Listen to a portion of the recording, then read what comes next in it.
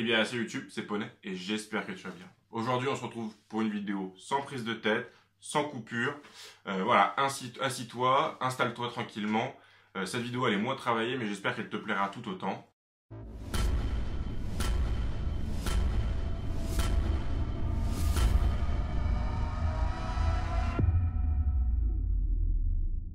Pour cette vidéo, eh bien, je me décide à vous présenter enfin la réplique qui fait battre mon cœur, la réplique que je possède depuis maintenant 3 ans, avec laquelle je fais l'intégralité des OP et la plupart des parties du dimanche.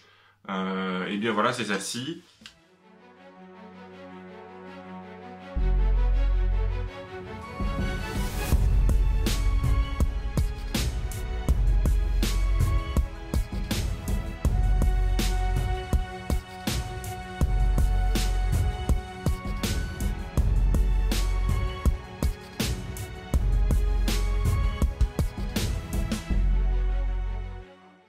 Il s'agit alors à la base d'une VR16 de la marque VFC, Vega Force Company. C'est une réplique, comme je disais, qui a été achetée il y a environ 3 ans et elle avait surtout cette tête-là. Voilà, et bon, normalement si on regarde de près comme de loin, on doit voir une pièce ou deux qui changent et je vais m'efforcer de vous en dire le maximum dessus. Donc déjà dans un premier temps, on va pouvoir voir que la réplique, elle a un petit peu de vécu et 3 ans de jeu, je ne la je la maltraite, hein, je l'emmène vraiment de partout. Elle a pris les ronces, elle a pris le bâtiment. De l'autre côté, elle ressemble à ça. Elle a été légèrement customisée en interne. La plus grosse customisation, on va dire, elle fait partie de l'externe et je vais essayer de vous expliquer un petit peu pourquoi chaque pièce est là, parce que c'est l'ensemble de ces pièces. Elles ont une continuité et elles ont un intérêt aussi bien esthétique ou pratique. Et on va essayer de comprendre pourquoi j'ai mis ces pièces-là et ces pièces-là. Sachant que cette réplique, je ne la touche plus. Elle est comme ça depuis maintenant plus d'un an. Dans cette configuration maintenant depuis plus d'un an et elle me convient parfaitement. Allez, comme toute bonne review, on va partir de la crosse pour aller jusqu'au cache-flamme. Et donc la crosse, la crosse c'est une crosse crâne de la marque VFC. Ce n'est pas celle d'origine. C'est simplement esthétique et également un petit peu pratique, parce qu'elle va pouvoir me permettre de pouvoir mettre des 3 éléments par rapport à celle d'avant qui ne pouvaient pas. Le tube de crosse, le tube de crosse est inchangé. C'est le tube de crosse VFC, il va très bien. Et la crosse n'a absolument aucun jeu avec, donc c'est parfait. Par contre, à noter que même sans batterie ou sans quoi que ce soit, la crosse ne peut pas revenir au max. Hein. J'ai l'impression qu'il est légèrement plus grand. Il doit être prévu pour l'ancien tube de crosse qui est légèrement plus grand.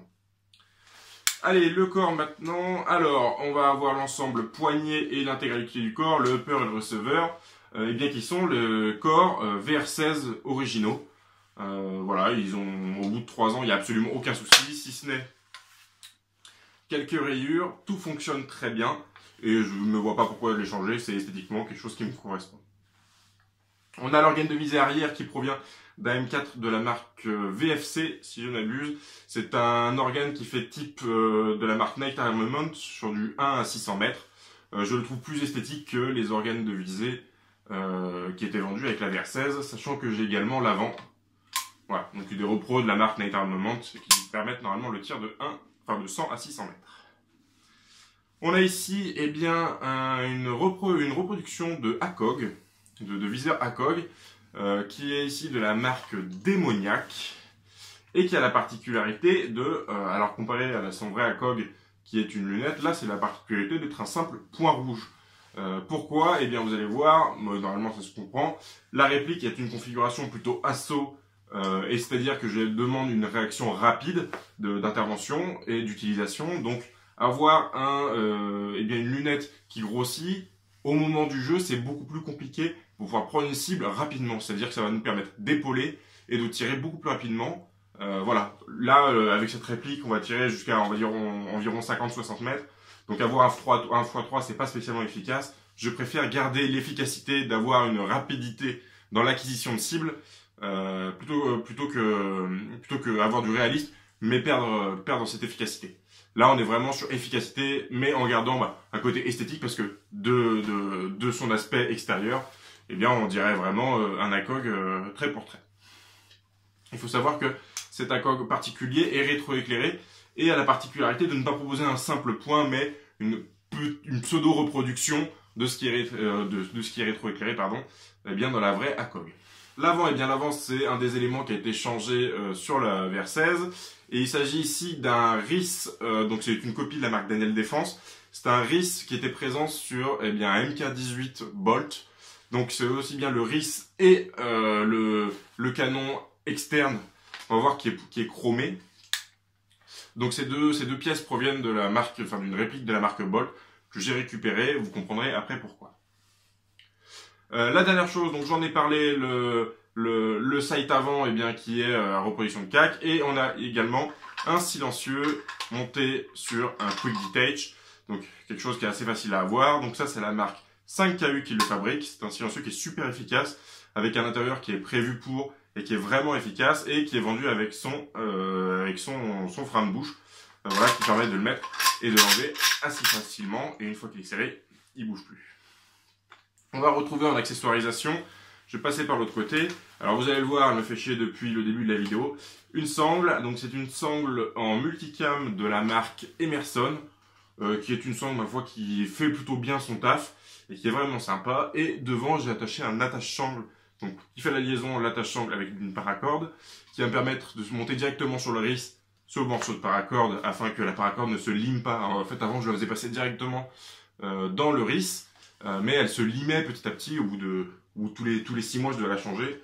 Là, cette pièce, elle m'a coûté grossièrement 2 € en Chine, et ça fait 6-8 mois que je l'ai, et j'ai pas besoin de changer la paracorde, donc écoutez, ma foi, ça m'a l'air plutôt pratique.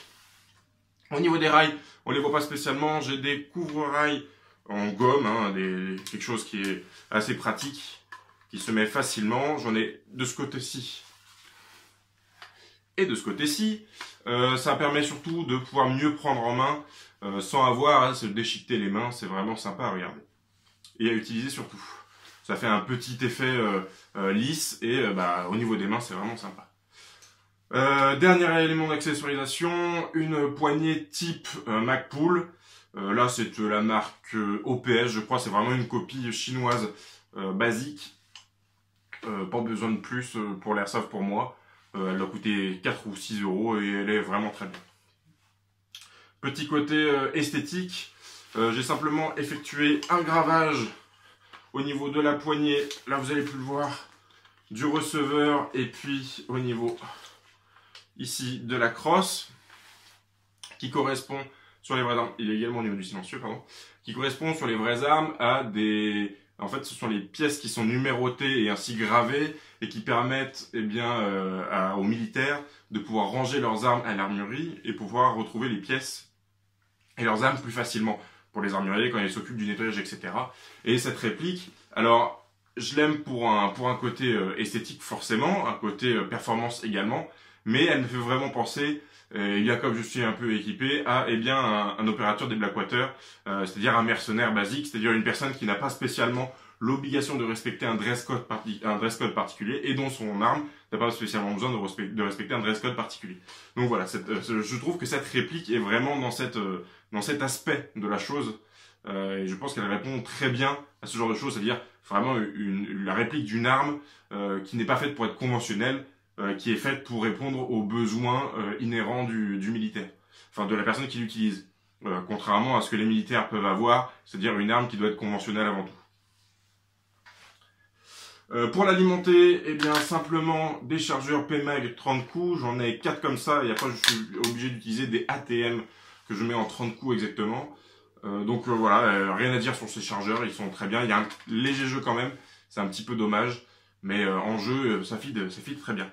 La seule chose qui a été cassée, et ça c'est dommage, je l'ai cassé il y a 1 an et demi, c'est le ressort de rappel de la fausse culasse, c'est-à-dire que c'est une réplique qui, lorsqu'on vient activer la culasse, vient l'ouvrir, enfin lorsqu'on vient activer, le charging handle vient ouvrir la culasse, et comme on peut voir, aussi bien la fausse culasse recule, mais alors que normalement elle est censée être bloquée par l'arrêteur de culasse, donc là qui fait son travail, elle est censée aussi être libérée lorsque l'arrêteur de culasse est enclenché, et là le ressort a cassé, donc même si j'appuie, il n'y a rien qui se passe, je suis obligé de la ramener à la main. Voilà.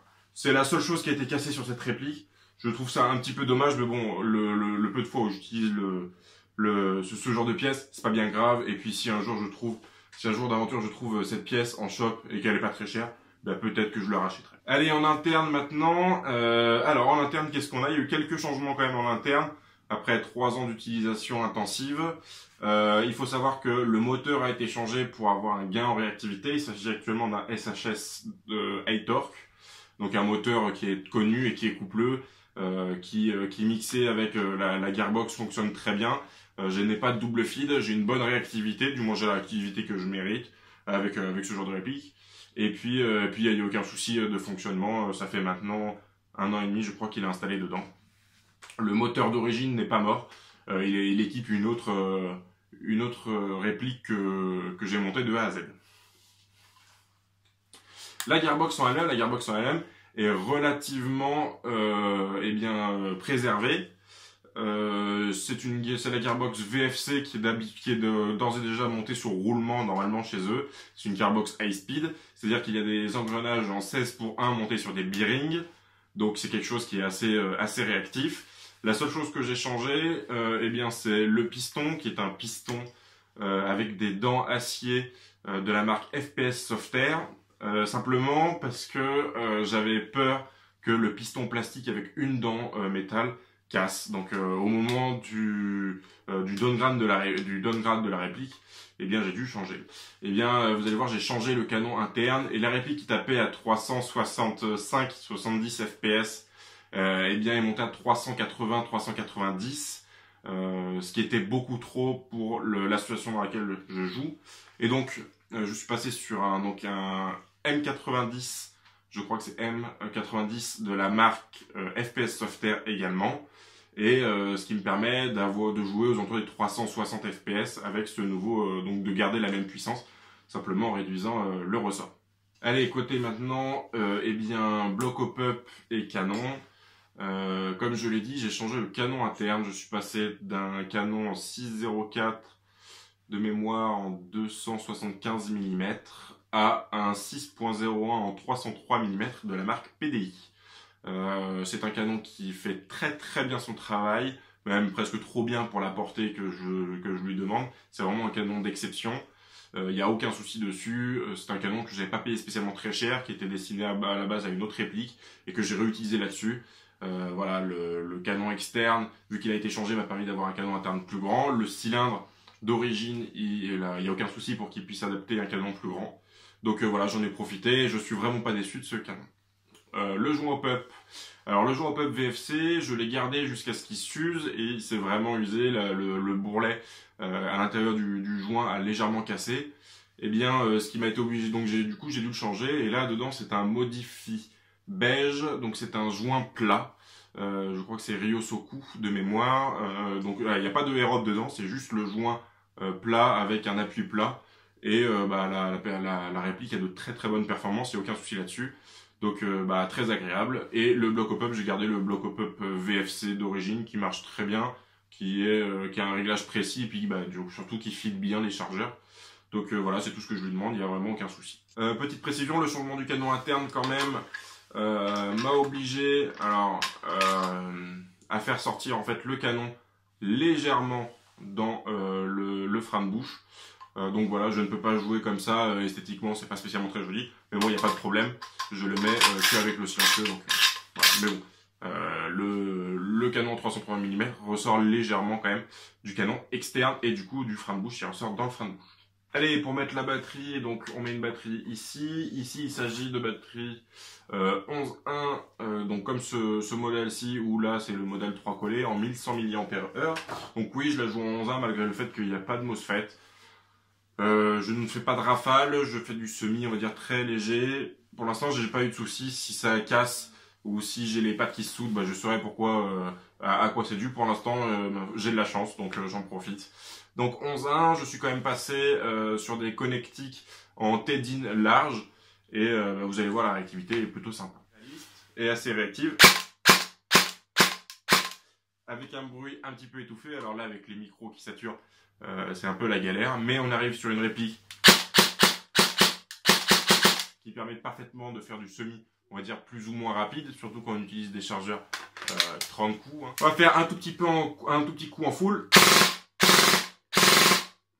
Voilà, on a une cadence qui est vraiment sympa. Il y a de quoi vider son chargeur en 1 ou 2 secondes. Voilà, c'est bon, j'ai reté la batterie, on va pouvoir en parler un petit peu plus facilement. J'espère que le micro a repris ses esprits. Donc comme je le disais, c'est une réactivité qui est sympathique.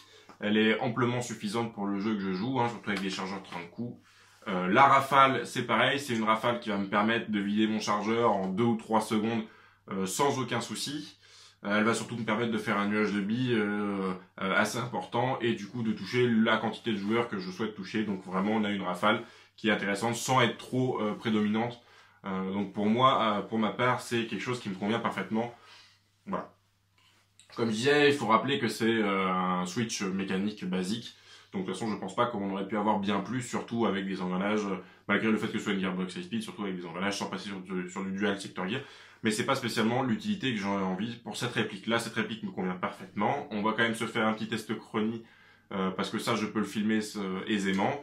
La seule chose, c'est pareil, ça va être le test de tir. Ça, je n'ai toujours pas la possibilité de le faire. Je suis en train de voir, eh bien, avec un terrain, afin de pouvoir venir filmer la semaine, eh bien, des tests de tir. Mais pour l'instant, il n'y a rien.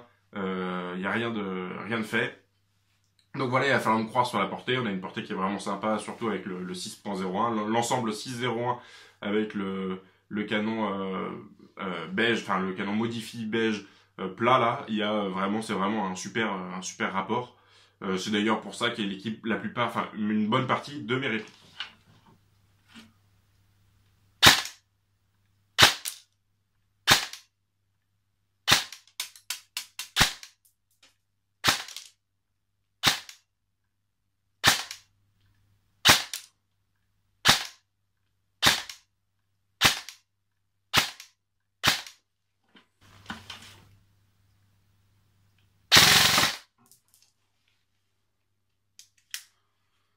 Comme on a pu voir avec le test chronie, on a des puissances qui sont correctes, qui sont suffisamment stables pour du jeu basique, sans chercher la très haute performance. De toute façon, c'est pas le principe de cette réplique, on en reste quand même avec un canon assez court, mais elle me donne bien les performances nécessaires à un jeu correct et un jeu dans lequel je vais pouvoir m'amuser le dimanche. Et pour moi, c'est ça l'important. Il faut savoir que je reste joignable par Messenger de Facebook. Donc je rappelle la page l'Airsoft pour un poney. Et également sur Instagram, je pose plus régulièrement des photos de mes avancées et des différents projets que je fais. Donc c'est Airsoft pour poney. N'hésitez pas à me rejoindre sur ces réseaux sociaux pour me poser des questions. Si vous voulez qu'on se rencontre, il n'y a absolument aucun problème dessus. Voilà. Il me reste plus qu'à vous remercier et jouez bien.